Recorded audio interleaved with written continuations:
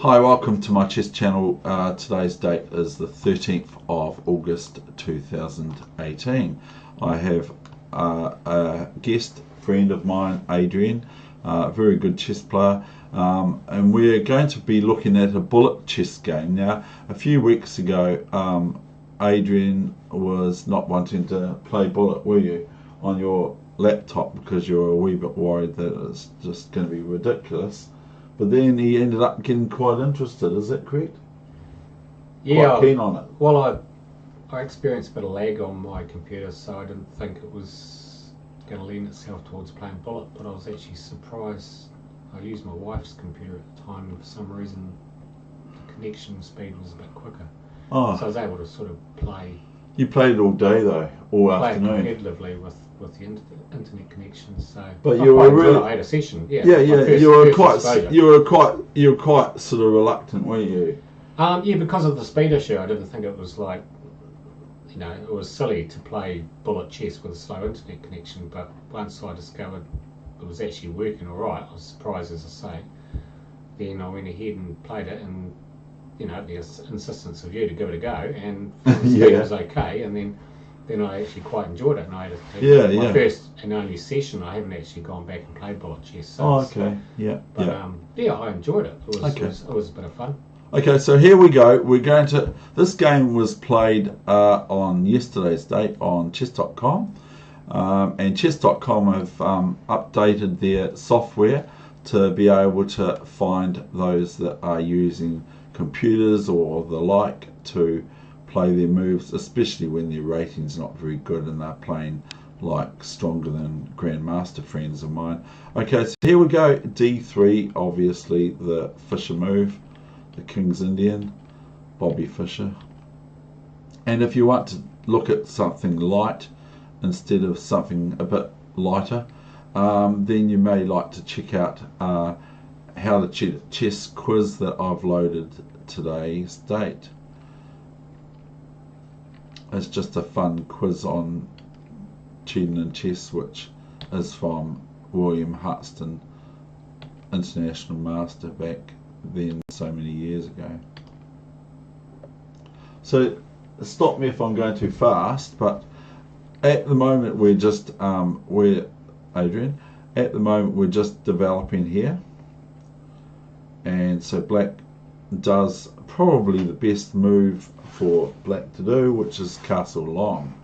It's quite good against the King's Indian to castle long. It's not a good idea to castle on the short side, that's from what I know. So black does well to castle long in these situations. A4, and then this is 1 minute, by the way, remember. So A4, and my opponent is from Syria, and I play 94. Now I can actually play this move too, which is pretty good too, but this is okay, it works out alright. 94, Queen E4. Now it looks like my queen could be in danger to a sudden move like this. Maybe even here is a possibility here for black, but black did not play that. And if here, then it could be similar to the middle game that we get shortly hereafter, Adrian. So E5, and I play bishop G5. Now this is pretty good to be able to see in bullet, because obviously I'm going to win some material, which I'm not entirely sure whether it's going to be any good or not, because my opponent's ahead of time with me already. So I'm playing on my cell phone here, of course. So this is a bit larger than my other cell phone, a little bit bigger, but not by much. And I've got my reading glasses on, not my spectacles, my reading glasses. Queen D8 and Rook A D1. Now, black plays an interesting move that creates tactics. So you may like to try to find it. So that's an exercise for you today. Adrian, you already know the move, so you can tell us what black now plays for black, if you can remember. What did black play here now after Rook A D1? I think it was knight to D4. d4 is what we... So well done if you saw that, yes. No, I didn't. Yeah, it is, it's correct. Oh, It's yes, correct. Knight d4 is the move that black played here in 1 minute chess, and it's obviously going to attack my queen with the bishop. So your exercise, should you choose to expect it, or should you choose to accept it, for Mission Impossible, of course, is what did I play next as white, not to say that it's foolproof. So what was my move after knight d4? I played something, obviously. What was it? And do you remember? Are you going to make the knight d4 moves? No, not yet, because the whole exercise is for you to look at it in your head. You can't look with your hands or move the pieces around. Sure. It's better for you to, always better for you, no matter who you are, to look at it over the board than to move the pieces around. But we're going to do that, of course. So what do you remember the move after knight d4 what I played?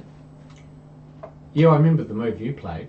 Yeah. But of course it's bullet chess, so you're not going to make probably the best moves at all. You're just going to make satisfactory moves. Well, we could always check it with the engine, the computer Fritz 11 engine, to see whether or not my move's good. Now I can do that. So I'll go engine, switch on, and I'll go. Now that's what the engine plays. Now we'll play this move and we'll see what the engine says for. It'll be G4. Queen G4 check is quite reasonable. Yeah, you're well done. I'm wrong here. Here I played with turning the engine off. So well done, Adrian. You just won a piece there by that move, which is better. But your move is very feisty. So if you've seen it, here it is here. Okay, Queen B7 check.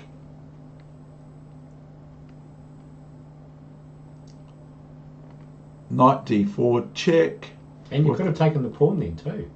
I could have, but then it's still been a check, and you'll still get. Yes, no, not quite right, but possible. But knight takes here is all right, but black has now got. Black has now got. I'm just going to have to quickly see if that's someone I'm expecting. No, it's not. So black has now got the knight still, whereas the other one I'm taking a whole knight. So this way I think black could probably play c6. And then you could take the knight. And then I can take the knight, and it's a whole different ball game. So what I did here was I took the knight with check. Yeah. And now this forces a king move or pawn move, either c6 or e4. And this is putting the queen on pre as well. Yeah. Sorry? Your move here is probably better because it's putting the queen on pre. You know what I mean by pre? I mean, it's now when you move the knight, the queens are under attack from the rook. Yeah. So, but don't think that this is a foregone conclusion, is it, Adrian? Because this is 1 minute chess, and so anyway, no, this looks quite good, but watch this. Now, here we have an ideal position for white to checkmate in about 3-4 moves, and guess what? I failed. King c8, good move. It's 1 minute chess, remember? Now I could be quite mean, and it could just go knight takes a7 check, okay? Because the king can only go to b8, and then I can go back here, and I could get a repetition almost. But I play rook d8. Now, whether this is any good or not, and so king b7, and I play rook b8. Very, very good so far. King a6, and now I make a wee bit of an error. And here, everyone can see that b4 and b5 are very, very good and hard for black to stop. In fact, it's checkmate in 2 to 3 moves, depending on what black does next, which is possibly bishop b4, and then CB4, so we're 3 moves away from the ideal checkmate. But what happens is I go wrong. Knight B4 check. Oh, my opponent does not take the knight, but my opponent just merely goes King A5, and all of a sudden my game starts to turn to big custard in Little China. So Bishop C6, and now my opponent, of course, gives their king some space. Now, what did I play next? I thought I played Rook H8, but no, I didn't. I played something else, even better. Not. I went Rook E1. Now, here, obviously, I should play as the computer suggests, or as I thought I played Rook H8 when I was doing the editing for this game. So here I play the stupid move Rook E1, and don't worry, it's not even that bad yet. Rook B8 and I go Rook E4. Well done. And now here comes another finger drop, let me say, or something worse than that, like just bad play. King C5, and what did I play now? Do you remember what I play now? I think he took the pawn in the middle. No, I went B4 and King C6. Now we are down to even. In fact, at the moment, Black is a pawn up, and so how did that happen? So it's quite a feisty game. And by the way, this is my world record for my bullet games on chess.com. I played 42 moves. So King D6, with what result? I might lose this. I'm losing, by the way. C5, and we remember this is bullet. So get it out of the way of king checks.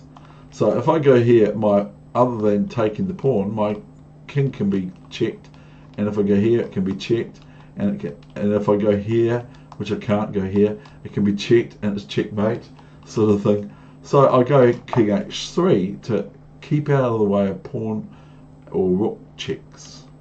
Rook B4. Well, it's pretty sad for white, really. Now, funny, eh? Not. Rook A4. Where's that pawn gone? Little China. A5, Rook H7, Rook B4, Rook H6, check, check, and then where's another check? Check, preventing, a Rook E5 is preventing, as you'd appreciate, C4, because it's impossible. Okay, so that's a prophylactic move. Rook E8, A2, and here my opponent probably had already organised this move here, Rook A4, once I attacked the A pawn. Okay, so we're split seconds here. I went Rook B8 and my opponent lost on time. And that's the best move there. Oh, probably is. Black's got just here, and then it's still a wee bit of a wriggle because Black has to come here all this way, and meanwhile I can take this, but I don't really want to. But anyway, I won. Yay! And that's the end of my session. Thank you very much, Mr. Adrian, for visiting today and participating when you got a word in edgeways. And so thank you very much, Adrian. It's good. Yeah, thank you. And did you enjoy that game now or not? Yeah. Okay. Is it over now, is it? Yes. Oh yeah. Okay, that's us from now. New Zealand, Christchurch. Not bad weather, but who cares about the weather? We do. See you later on the Muppet Show. David Wiegner over and out. Bye.